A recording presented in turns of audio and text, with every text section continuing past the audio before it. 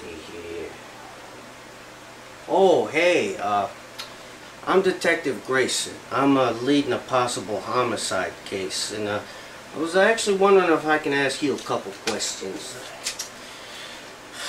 You seen a guy around here about half-foot tall, about 4 pounds, pinkish complexion. I think I have a picture around here somewhere. Ah, here we go. Oh, you don't think this could kill a man? Just so happens that the brain is the most conniving, destructive organ in the human body. Yeah, well, just think about what one of these would do on its own. This is Steve and Danny. They work at home on monitoring nuclear activity. Where? I don't know, somewhere. 'Cause you obviously want that kind of stuff near the home anyway. I mean, sure, I bet it's a great spot to cook hamburgers with the wife. Hey, what are you doing, incinerating them? They soon find some disturbance with their, Nucleometer? yeah, one of those things. And eventually venture off into Mystery Mountain to find the source of the interference. The mystery is why they decided to bring a hairdryer with them. Probably to dry off those giant pit stains, I assume. Must be at least 120 in the desert. Anyway, back on track. Well, once they reach a newly formed cavern, even more weird things start to happen, like a spooky light show. We don't want any trouble, but we're armed. This is all very amusing, I guess, until finally...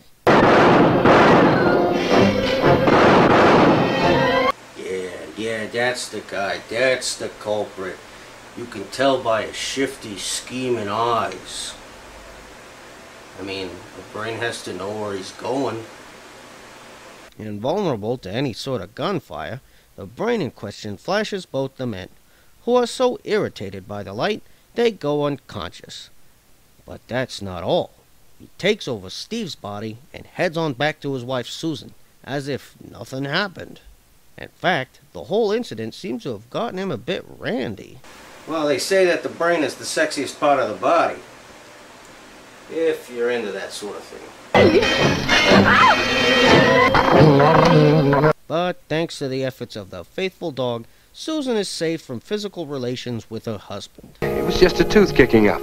While Susan suspects something may be a little wrong here, Steve is introduced to his new partner in crime.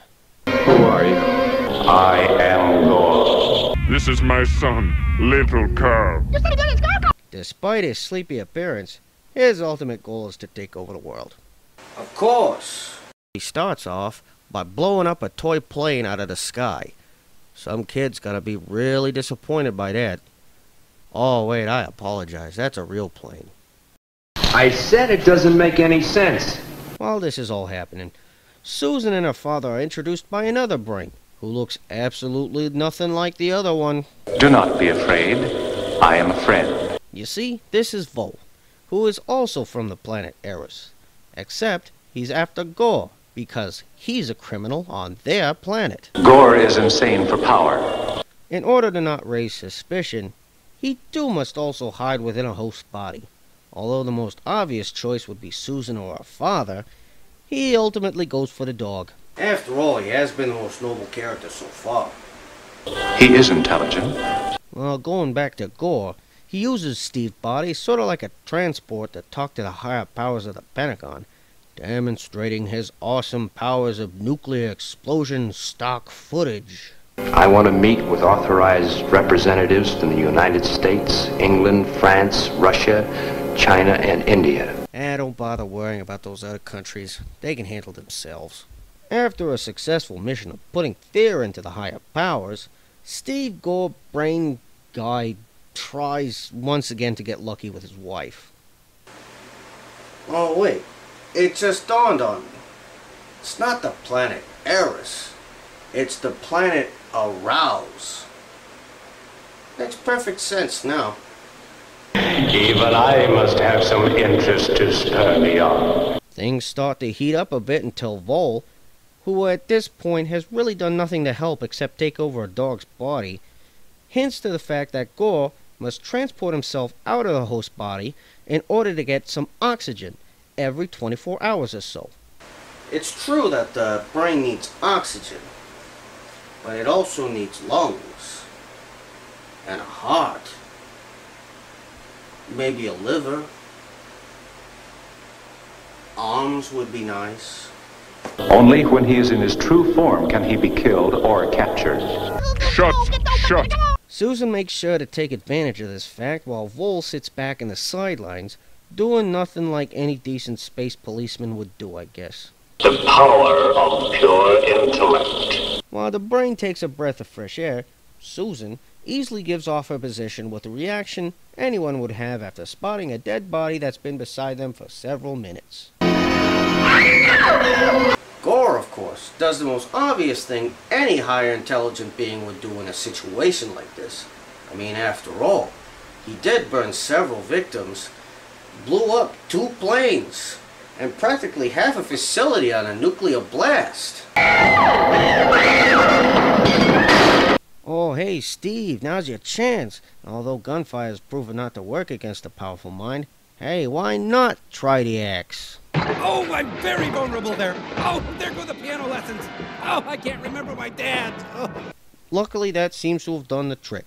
The evil Gore is dead, and Vol, having succeeded in his mission, exits the dog to the stage left. Now I am leaving Earth for no reason. So there you have it.